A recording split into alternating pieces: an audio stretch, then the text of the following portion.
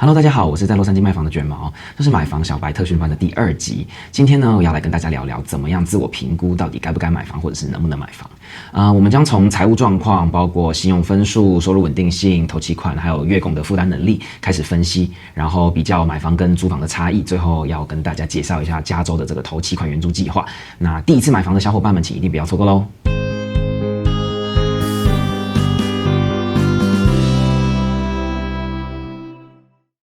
首先，我们从财务方面入手。第一个是信用分数。那以传统贷款来说，大部分的 lender 都要求大概600到620分左右的信用分数。如果你有740到760分以上信用分数的人，通常可以拿到最好的利率。如果你的分数实在不够 ，FHA 贷款它最低可以接受到580分。详情的部分可能跟 lender 再问一下。第二个是收入的稳定性还有还款能力。那银行在做这项评估的时候，他会跟你要2年的收入证明。如果是高级牛马，也就是0月薪的打工族的话，一般来说他会跟您要 W2 税表。那如果是 contractor 的话，是会跟你要2年的1099。如果是自己当老板的话，就是要提供个人的收入证明，还有公司的收入的税表。这些都是为了要计算 DTI。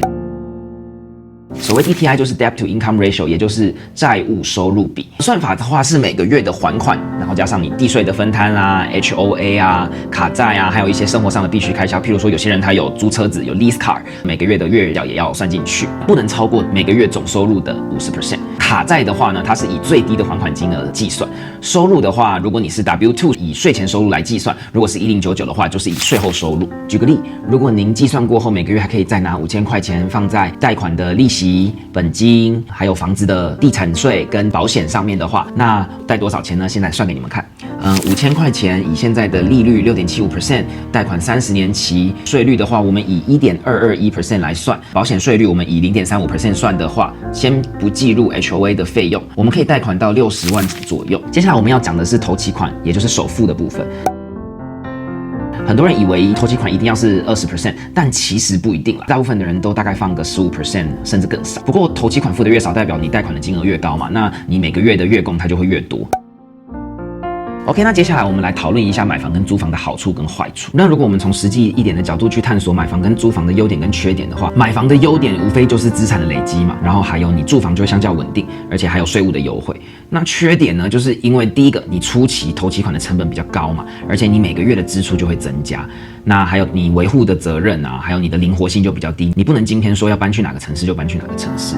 那租房的优点，它就是灵活性高嘛。第二个就是初期的成本比较低，维护的成本也比较低。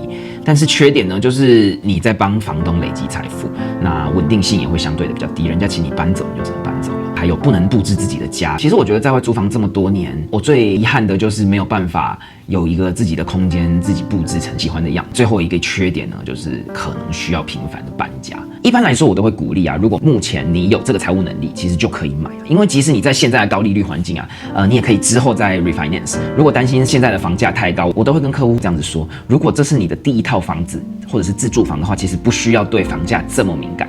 因为如果你在一个房价上行的环境的话，5到10年后要换房的时候，房价也跟着水涨船高。但是如果说房价下跌的话，也不用太担心，因为当你需要买房的时候，你新的房子也会买的相对比较便宜啊。而且如果房价下跌，你也住在里面，它这个资产对你来说不是像股票那样放在那里，你只能等它解套，不用对于房价这么的敏感。只要你每个月的固定支出，包含贷款利息啊、保险地税，没有超过你的租金太多的话，我都会鼓励买房。而且啊，买房还有一个隐藏的 bonus， 因为我们买房的时候预设至少5倍的杠杆嘛，之后的报酬率也是可以乘以至少5倍。所以很多长辈为什么很喜欢投资房产，就是因为这样，它相对于股票不会这么不稳定，而且它有这个实用性，也可以自带杠杆，所以你的投资报酬率可以翻好几倍。没钱啊，没关系，睡吧，梦里都有。搞错了，再来。California Dream for All 是一个由加州住房金融局 California HFA 提供的一个圆梦计划。